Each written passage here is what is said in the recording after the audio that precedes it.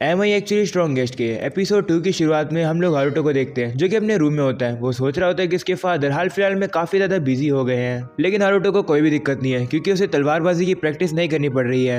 तभी अचानक से हारुतो को नीचे से आवाज आने लगती है। नीचे से आवाज आ रही होती है कि जल्दी से बैंडेजेस लेकर आओ। तो अब हमें पता लगता है कि बाहर की तरफ तो काफी सारे सोल्जर सब घायल हो चुके हैं। ये सब हारुतो को पता चल जाता है और अब अपने फादर के पास आकर पूछता है ये सब क्या है, जिस पर उसके फादर कहते हैं माफ करना, मैंने तुमसे ये सीक्रेट रखा। हाल फिलहाल में चोरों के काफी ज्यादा हमले हो रहे थे। हम लोग को पता चल गया था कि आखिरकार उनका बेस कहाँ पर है, इसलिए हम लोग वहाँ पर चले गए, लेकिन हमारे ऊपर पीछे से हमला हो गया। मैंने सारी तैयारियां भी कर रखी थी, मैंने किसी को भी प्रिजनर नहीं लिया और देखो अब क्या हो गया।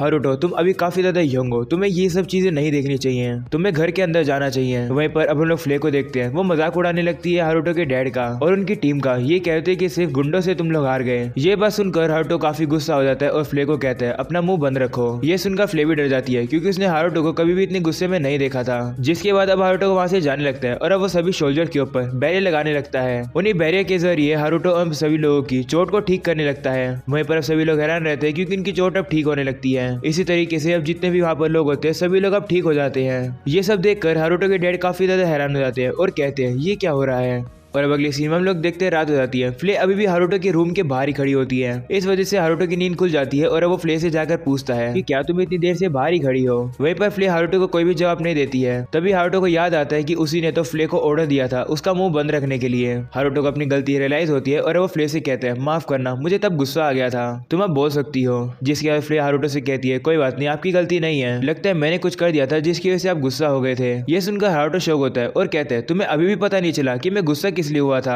और अब अगली सीन में लोग देखते हैं हारुतो फ्ले को लेकर छत पर आ जाता है, जहाँ पर हारुतो अपने मैजिक से टाउन का एरिया चेक कर रहा होता है। हारुतो अब कहते हैं कि हमें सबसे पहले उन लोगों को ढूंढना होगा जिन्होंने डैड और बाकी सबके ऊपर हमला किया। ऐसा बोलने के बाद अब हारुतो शहर के हर एक कोने को चेक करता है और थोड़ी देर बाद उसे चोरों का ग्रुप मिल जाता है जो कि आराम से बैठे होते हैं। हारुतो उन्हें देखकर कहते हैं कि तो नॉर्मल सोल्जर्स की तरह लग रहे हैं। हारुतो अब कहते हैं लगता है इन लोगों के पास कोई स्पाई जरूर होगा, तभी तो उन्हें पता चल गया था कि इनके ऊपर हमला होने वाला था। हारुतो फ्ले से कहते हैं चलो इन सभी लोगों को जाकर अब खत्म करके आते हैं। ऐसा बोलने के बाद अब वो लोग उड़कर चले जाते हैं उन चोरों को पकड़ने के लिए। वहीं पर हम लोग को पता लगता है कि रात में शार्लेट खिड़की से बाहर देख रही होती है और तभी वो हारुतो और फ्ले को हवा में उड़ती हुई देखती है और काफी ज्यादा शौक हो जाती है। वहीं पर अब अगले सीन में हम लोग को उन्हीं चोरों का ग्रुप दिखाया जाता है जो कि पार्टी कर रहे होते हैं। वहीं पर हम लोग चोरों के लीडर को देखते हैं। वो कहते हैं कि ये काफी जल्दी है पार्टी करने के लिए। वो अब कहने लगता है कि वो हारुतो के डैड को जल्दी से खत्म करेगा और वो लोग अपने होमलैंड रिटर्न कर जाएंगे। तभी वहाँ पर हारुतो और फ्ले आ जाते हैं। हारुतो ने चोरों की बातें सुन ली है और वो कहता है अब समझ आया कि आखिरकार यहाँ चल क्या रहा है। जिसके बाद अब हारुतो उन चोरों के ऊपर अपने बैरे मैजिक का यूज करता है और इसकी वजह से वो चोर बिल्कुल भी हिल नहीं पाते हैं। इस बात से चोर काफी ज्यादा परेशान हो जाते हैं और कहते हैं हम हिल क्यों नहीं पा रहे हैं। तो हारुतो ने बताता है कि मैंने तो बस अपने बैरियर से तुम्हें फ्रीज कर दिया है। इस बात पर एक चोर बिलीव नहीं करता है और वो कहता है तुम क्या बकवास कर रहे हो। ये सुनकर हारुतो को उस पर गुस्सा आ जाता है और अब उसके ऊपर हमला करके उसे काफी दूर दीवार में चिपका देता है। हारुतो अब उन लोगों से कहता है कि मैं तुम लोगों से बस थोड़े क्वेश्चन पूछूंगा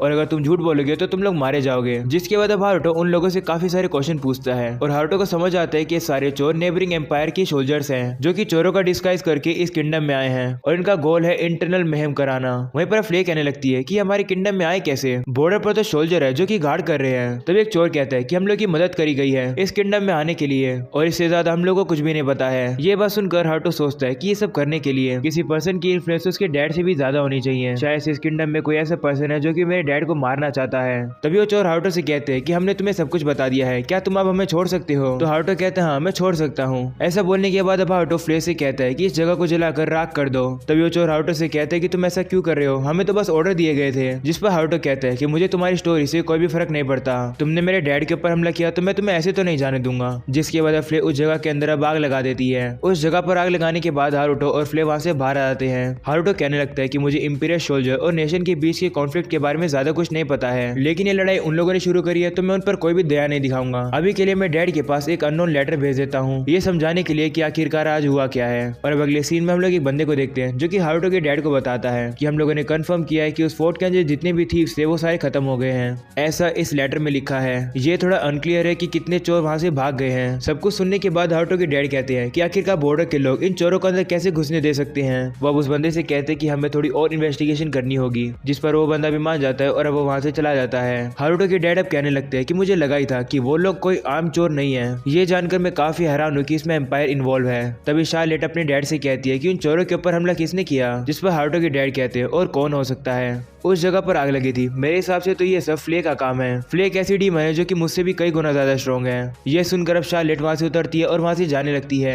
अपने फादर से। अब वो कहती है कि मुझे एक काम याद आ गया, मुझे वहां पर जाना होगा। ऐसा बोलने के बाद वो बाहर आ जाती है। बाहर आने के बाद वो याद करती है कल रात की बात, जहाँ पर उसने खिड़की से हारुतो और फ्ले को बाहर उड़ते हुए देखा था। वो बात याद करने के बाद शार्लेट सोचने लगती है कि हारुतो आखिरकार तुम हो कौन। और अब अगले सीन में हम लोग देखते हो फ्ले के पास आती है और कहती है कि क्या दो हारुतो हैं। ये सुनकर फ्ले उससे कहती है ये तुम क्या बकवास कर रही हो, कहीं तुम्हारे सर पर चोट तो नहीं लग गई। तो शार्लेट उससे कहती है कि कल रात मैंने तुम्हें और हारुतो को बाहर उड़ते हुए देखा, लेकिन मुझे पता है कि हारुतो के पास माना ही नहीं है उड़ने के लिए। तो मैंने उसके रूम में जाकर चेक किया और पता लगा तो हारुतो वहीं पर था, लेकिन मैं उसका डरावना ऑरा नहीं सेंस कर पा रही थी। ये सुनकर फ्ले उससे कहती है कि रात में जो तुमने सेंस किया वो लॉर्ड हारुतो का एक्स्ट्रा ऑर्डिनरी माना था। जन्म से हारुतो को काफी सारी पावर्स मिली हुई है, इतनी सारी कि ह्यूमन लिमिट से भी ज्यादा। मुझ जैसी डीमन भी उन्हें सरपास नहीं कर सकती है। ये सुनकर शार्लेट उससे कहती है तो क्या तुम्हें पता है कि हारुतो असलियत में है क्या। जिस पर फ्ले कहती है मुझे पता है, लेकिन मैं तुम्हें नहीं बता सकती हूँ। आपको अभी इन मैटर्स में नहीं पढ़ना चाहिए, आपको अभी थोड़ा ग्रो करना है और बड़ा होना है। और अब अगले सीन में लोग देखते हैं शाम हो जाती है। फ्ले अब हारुतो के पास आकर सारी बातें बताती है। वो सुनकर हारुतो कहता है तो उसने रात में हम लोग को देख लिया और उसे मेरे क्लोन के बारे में भी पता चल गया।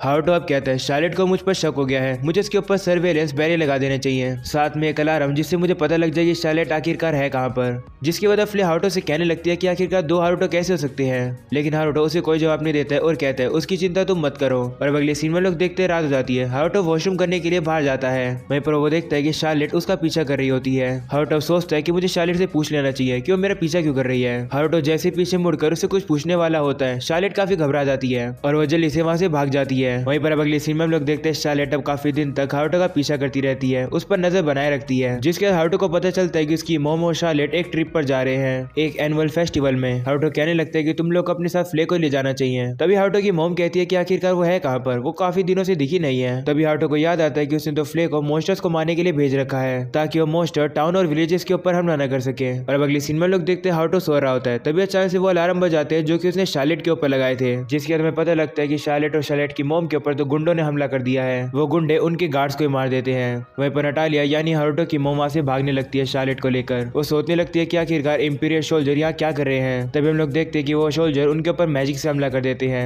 वहीं पर नटालिया भी अपने मैजिक का यूज करके उन अटैक को रोकती है, लेकिन एक अटैक जाकर उसके पैर पर लग जाता है, इस वजह से वो घायल हो जाती है। तभी अचानक से शार्लेट के कान के पास हारुतो का एक बैरियर आ जाता है, जो कि उसे डायरेक्शन बताने लगता है और शार्लेट अब डायरेक्शन अपनी मॉम को बताने लगती है कि इधर जाओ। नटालिया भी शार्लेट की बात मान जाती है और उस तरफ दौड़ने लगती है और सोचने लगती है कि आखिरकार शार्लेट को डायरेक्शन कौन दे रहा है, जिसके बाद वो लोग एक खाई के पास आ जाते हैं। वहीं पर शार्लेट अपनी मॉम से नीचे कूदने के लिए कहती है, तो नटालिया भी मान जाती है और वो कूद जाती है। वो अपने मैजिक का यूज करती है जिससे कि उसे चोट ना लगे, लेकिन तभी उसका सारा माना खत्म हो जाता है और वो नीचे आकर गिर जाती है। नटालिया अब हार मानने वाली होती है, लेकिन शार्लेट उससे कहती है हम लोग वहाँ पर पहुंच गए, बस हमें थोड़ा ही आगे जाना है, क्योंकि वहाँ पर एक जगह है जहाँ पर हम लोग छुप सकते हैं। शार्लेट अब डायरेक्शन बताती है और वो लोग एक केव के अंदर आ जाते हैं। नटालिया अब शार्लेट से कहती है कि मैं उस पर्सन को ढूंढने जा रही हूँ जो कि तुम्हें डायरेक्शन बता रहा था, वो आसपास ही होगा। मुझे पक्के से पता है कि वो हीरो ऑफ जस्टिस है। जस्टिस ऑफ हीरो ऐसा पर्सन होता है जो कि बुरे लोगों को पनिशमेंट देता है। मैं जाकर उसे लेकर आती हूँ, तब तक तुम यहीं पर रुकना। ऐसा बोलने के बाद नटालिया शार्लेट को वहीं पर छोड़कर चली जाती है। वो जैसे उस केव के बाहर आती है उसे वो केव थोड़ी अजीब लगती है।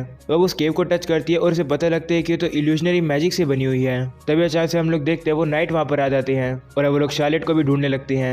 ये सुनकर नटालिया एक चाकू को बाहर निकाल लेती है और कहती है मैं अपने आप को कैप्चर नहीं होने दूंगी। ऐसा बोलने के बाद वो उसी चाकू को अपने गले पर रख लेती है और खुद को मारने वाली होती है। तभी अचानक से वो चाकू ही टूट जाता है और उसे एक करंट लगता है, जिसकी वजह से वो बेहोश हो जाती है। और तभी हारुतो वहाँ पर आकर अपनी मोम को पकड़ लेता है और कहता है मैं लेट हो गया। हारुतो को अब काफी गुस्सा आ जाता है और वो नाइट से कहता है तुमने मुझे काफी गुस्सा दिला दिया। ऐसा बोलने के बाद अब हारुतो उनके ऊपर हमला करता है और वो सभी नाइट उड़कर अब पेड़ पर जाकर काफी जोर से भिड़ते हैं। और अब हारुतो शार्लेट के पास जाकर कहता है तुम्हारी मोम बेहोश हो गई है, लेकिन वो ठीक है, उनका ख्याल रखो। ऐसा बोलने के बाद हारुतो वहां से जा रहा होता है, लेकिन तभी शार्लेट समझ जाती है कि ये हारुतो ही है और उसका नाम लेती है। तो हारुतो अब पीछे मुड़कर कहता है बोलो क्या हुआ। तो शार्लेट उससे कहती है कि क्या तुम हीरो ऑफ जस्टिस हो। ये सुनकर हारुतो को कुछ भी समझ नहीं आता है और वो कहता है चलो इसकी बात को मान ही लेते हैं। वो उसे कहते हैं हाँ तुम सही हो, मैं ही हीरो ऑफ जस्टिस हूँ। ये सुनकर शार्लेट कहती है मॉम ने मुझे बताया था कि हीरो ऑफ जस्टिस के पास काफी पावर होती है बुरे लोगों को पनिश करने की। मैं कितनी बेवकूफ हूँ, मैं इतने समय से पहचान ही नहीं पाई तुम्हें हारुतो। वहीं हारुतो अब उसे कहता है कि क्या तुम इन सब बातों को एक सीक्रेट रख सकती हो जिससे किसी को भी मेरी आइडेंटिटी के बारे में ना पता चल सके।